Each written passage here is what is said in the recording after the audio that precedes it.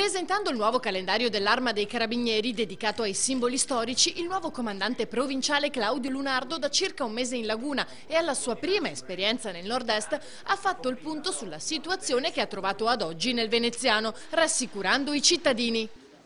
Questo è un territorio complesso, un territorio vasto e per cui noi dobbiamo cercare di essere all'altezza. Con tutti i miei collaboratori quotidianamente cerchiamo sempre di vedere cosa e come si può migliorare il nostro servizio, soprattutto perché il nostro fine primario è quello di garantire ai cittadini la sicurezza, questo è la vicinanza alla popolazione e avvertiamo fortemente questa esigenza dei cittadini.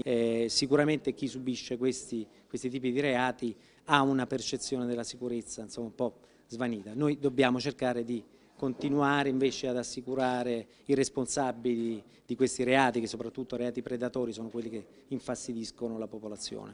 Ecco perché la collaborazione con i cittadini diventa fondamentale anche alla luce della firma del nuovo protocollo. Penso di poter dire che una collaborazione e delle indicazioni anche dalla popolazione ci possano aiutare a lavorare sicuramente con più efficacia. Quindi sicuramente noi cerchiamo di essere più vicini al cittadino e il cittadino, diciamo, se può darci qualche indicazione anche chiamando il 112 perché vede due persone sospette o la persona sospetta, penso che sia solamente un qualcosa che ci può aiutare a far meglio il nostro dovere.